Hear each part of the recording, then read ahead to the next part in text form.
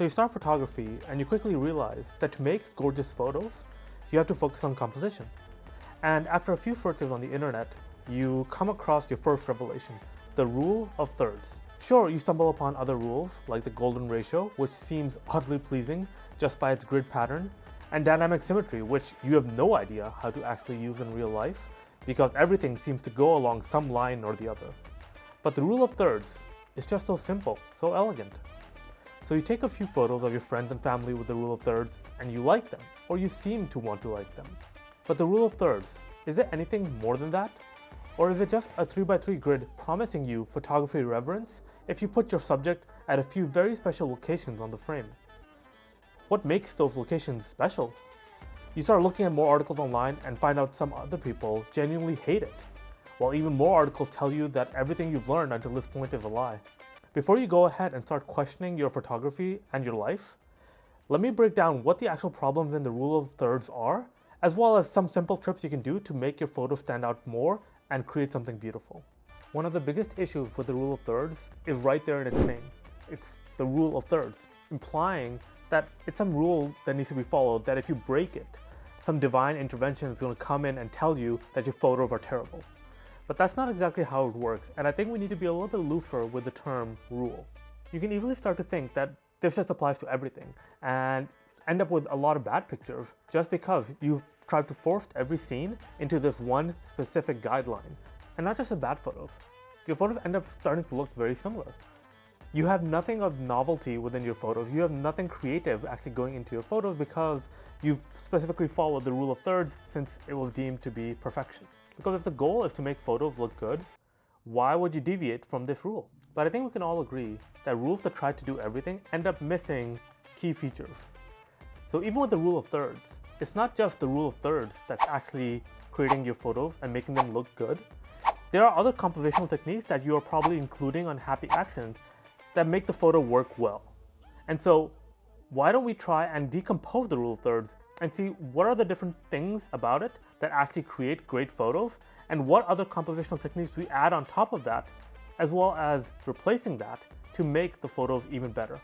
In the basics of composition, the biggest thing that matters is balance. There are different components to what makes up good balance. The positioning of the bird, although it's close to the edge, doesn't draw the attention of the viewer too much to the side, just because the city is pretty prominent as well, and so there's a good balance between the city itself and the bird, and then the sky adds to the weight of the city as well. So left and right both have relatively large amounts of weight, and you don't feel like your eye is just drawn to one side. We have another image where the biggest feature that screams right out at you is the sunflower in the center. But because we have this tree in the back, it balances the image so that your gaze isn't drawn to just this part of the screen, but kind of guides the viewer back into this tree as well and everything in between. Now, this is a classic image where you can easily tell that there is one big feature, which is on the very right. Because we have enough details here, here, and the back here, the image doesn't feel too out of balance. Now, if this mountain wasn't here at all, it might be difficult to find a subject. Maybe this house is the subject, maybe this mountain is the subject, but both of those would not be very prominent subject. Because balance is the thing that we're mostly trying to look for, that means that when we do apply the rule of thirds to any images, we might actually be throwing the image out of balance. So in this image, the sun acts as the greatest point of contrast because that is the brightest spot on the image, and that is naturally where the eyes are going to be drawn to. But if we wanted to use the rule of thirds and make it so that the sun lies on one of those points, it would feel a little bit out of balance. Sure, we have the shape of the building right here, but that doesn't have enough weight compared to when we had this image. Here, we have the silhouettes of the buildings on both sides, and the sun still remains in the center. Because this is slightly more interesting than maybe these buildings right here, we have positioned the sun a little bit to the right of the center so that that side still has a little bit more weight. Although we haven't used the rule of thirds or centered the sun, we have placed the positions of the elements in a place where there is enough balance through the left and the right portions of the image. So this image has a great example of when rule of thirds would not work well at all. If we were to place the subject on the right. We feel the image will become very imbalanced. Although the main subject is right here, the big part of the background feels cut off because this part seems symmetrical to this part. This part does not have a counterbalance element over here.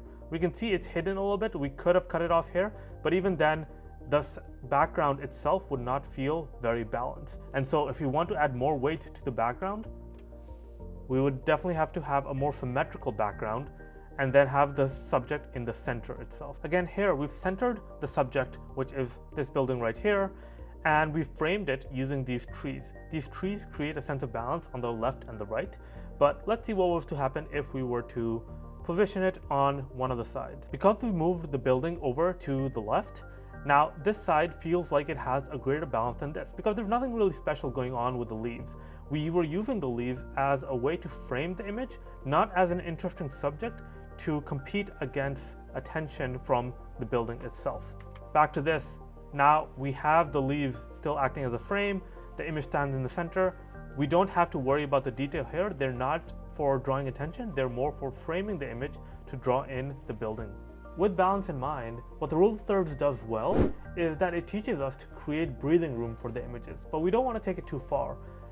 Let's take a look at these images and see what has happened here. So for this image, we have a decent amount of breathing room on both sides of the subject, even on the bottom and the top, which means that our eyes are not going to be drawn outside of the frame. There's enough room for us to look at the subject of the image and not feel like we're leaving the photo. Here again, the Ferris wheel is not very close to the edge. We positioned it somewhat close to the right side of the grid, and because of that, there's enough room on this side, the bottom, and the top where the Ferris wheel doesn't have to worry about drawing attention outside of the view. Same here with this deer. We can imagine that the deer is located on the bottom right corner of the grid, and it has enough room on all sides so that the image can breathe. If we were to crop the deer much closer, the image would feel out of balance because we haven't given enough breathing room on one side, whereas there's a lot more room on the other.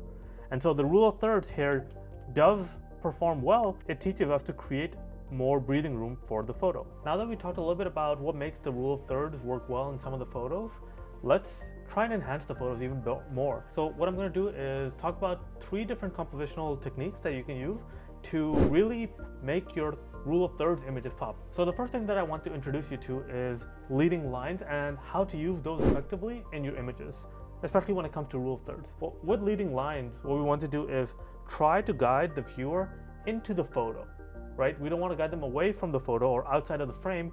We have this farm here where a lot of the plants are planted along this direction. Unfortunately, the lines point out of the image. Even with this hill right here, the lines point out of the image. Sure, these lines point into the farm, but a lot of these lines point out of the image. So this is an example of an image that looks nice at first, but it is going to draw the viewer's gaze outside of the image. What we would want to have done is maybe choose a better viewpoint where the lines point to this, or have enough balance here where maybe there's some interesting subject here. Move a little bit to the left and see if we can get the farm on one side and then another interesting subject on this side. Again, you can't always do that, but that is why this image, which looks good initially, might not work well. Here we use several leading lines. We know the direction that the person is walking in is this way. We have this line that leads back to the image.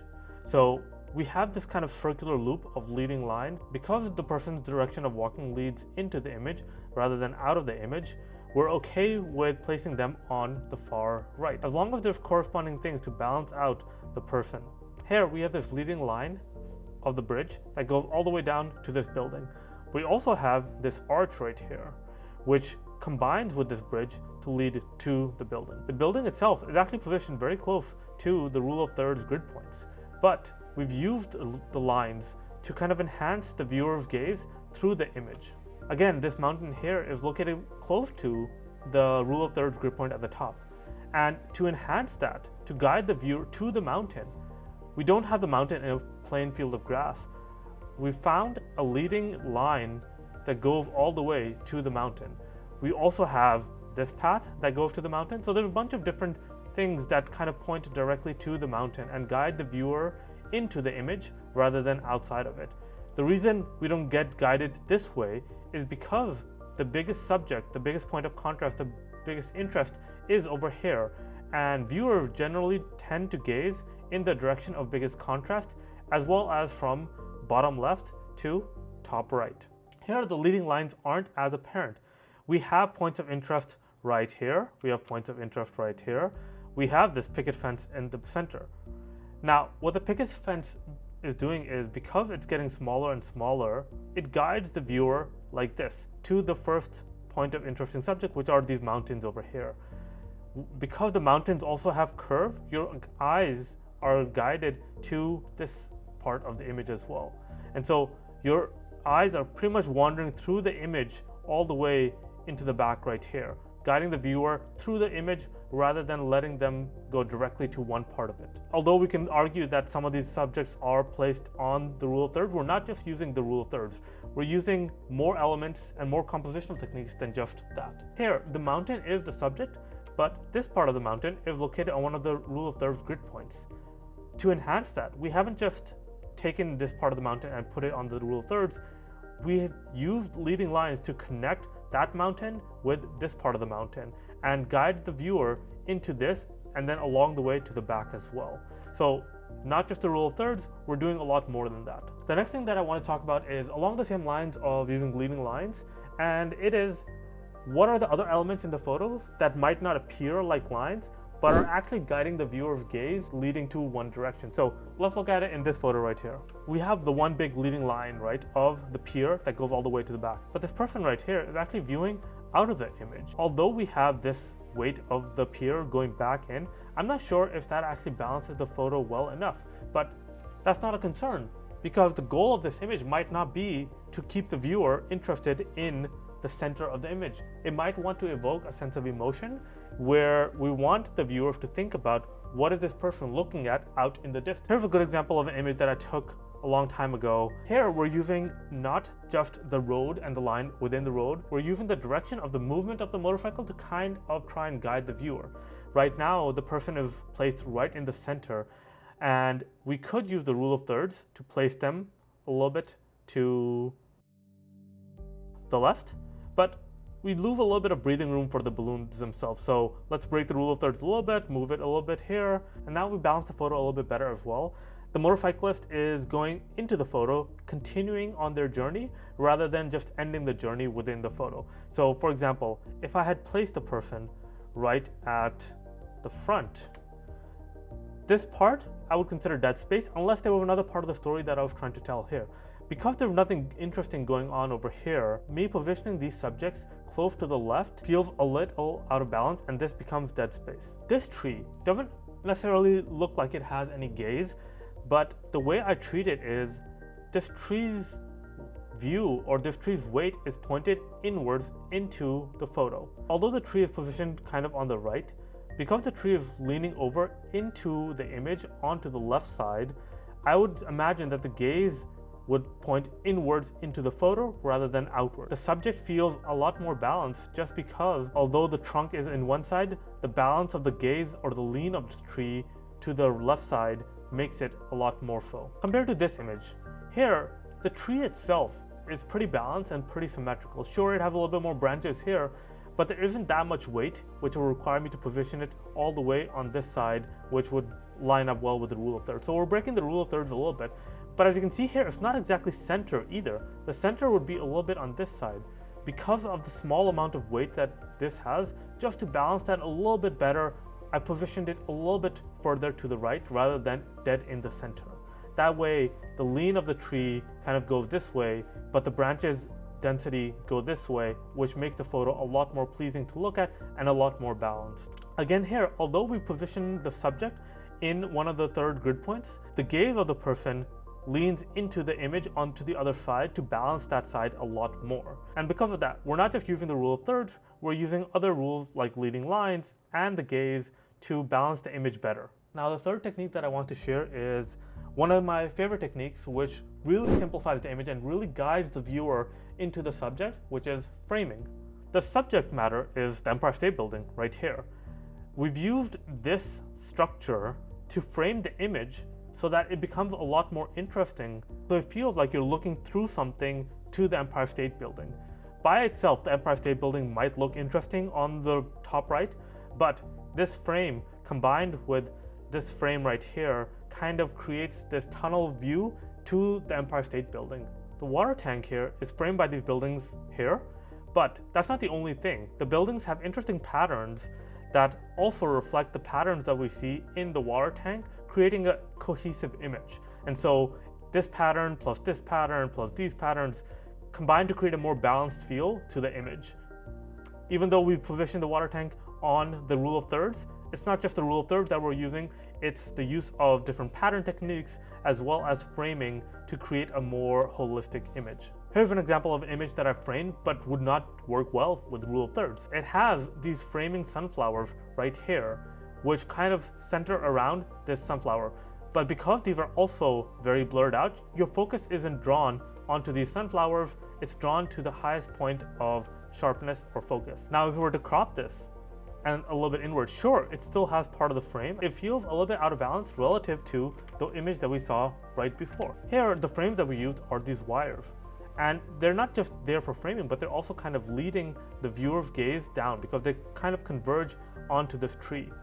But because of this interesting light here, because of the pattern of the mountain, there is enough of a weight over here to counteract the weight of the tree. So we're not just using the frames to frame the subject, but we're using it to kind of guide the viewer to the right location. So hopefully from this video, you've seen a bunch of different compositional techniques, but more importantly realized why the rule of thirds by itself is not very useful. It needs to be combined with other techniques. You might have already been using them accidentally, but you want to be a little bit more intentional with your photos to make them really stand out and for you to actually grow as a photographer. If you keep on taking the rule of thirds images, sure, some of them might accidentally use these compositional techniques, but a lot of the other photos will tend to look pretty bad. You won't see any dynamic effect. You'll get tired of the aesthetic and you won't really see a sense of emotion in the photos that you want to create that sense of emotion. So my advice to you is take the rule of thirds and start breaking it when you see fit. And from there, try to not even use the rule of thirds at all, but just to try and create a more balanced photo. I disagree with the premise that the rule of thirds is not good at all, but I do agree with the fact that it is a stepping stone to something even better. So I hope now you've seen where the rule of thirds doesn't really fit in well, what it is about the rule of thirds that actually work well and fit in with the idea of balance in an image, and what makes those images more aesthetically pleasing rather than just a simple rule of thirds. What other compositional techniques are there, and why do they work so well? What about them makes the image more pleasing to look at? And why do we even think that way? Hopefully I'll get a chance to make a video more about that. Until that time,